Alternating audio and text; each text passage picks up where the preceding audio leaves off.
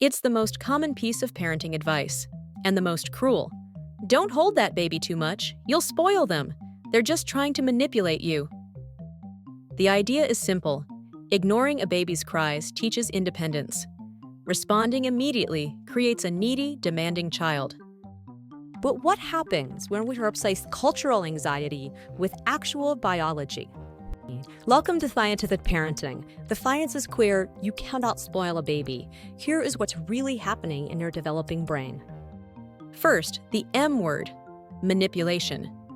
A baby's brain is simply not developed enough for complex, premeditated manipulation. They lack the necessary hardware, specifically the prefrontal cortex, which handles impulse control and strategic thinking. Crying is not a demand. It's a survival mechanism. Think of it as an emergency service beacon. Their brain recognizes they have a need they cannot meet: hunger, cold, fear, or simply the need for external regulation. When a caregiver responds, the baby isn't getting spoiled. They are building secure attachment. This is the foundational trust that allows their brain to outsource emotional regulation to you, their safe base. This actually promotes future independence. Now, let's talk about the biological consequence of letting the crying continue. Cortisol, the primary stress hormone. When a baby cries intensely, the body releases cortisol to manage the perceived threat. A landmark study by Middlemiss et al. In 2012 looked at babies who were left to cry for a controlled period. The result was disturbing. The babies stopped crying, achieving extinction. Success, right? Wrong.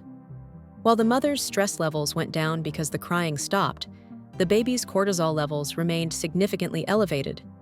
They didn't learn to self-soothe. They learned that signaling distress was futile. They experienced what is called a freeze response. Repeated exposure to high, unmanaged cortisol during key developmental stages can affect the long-term stress regulation systems in the brain. The lesson? The cessation of crying is not the cessation of stress. The science isn't here to judge your choices. It's here to give you permission to trust your instincts. The solution to high stress is regulation, and you are the best tool for the job. Here are 3 simple science-backed tips. Tip number 1, the 6-second rule. When your baby cries, try responding physically within 6 seconds. This prevents the cortisol spike from becoming a flood, validating their communication immediately. Tip number 2, don't aim for silence, aim for calm. Your goal isn't to stop the sound, it's to lower the stress.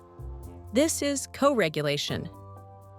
Tip number 3, the full tank. Remember, secure attachment is built by filling their emotional tank completely. A full tank does not create dependence. It creates the confidence necessary for future exploration and independence. Parenting is the most complex thing you will ever do, and you're doing great. When your baby cries, they are not manipulating you. They are communicating.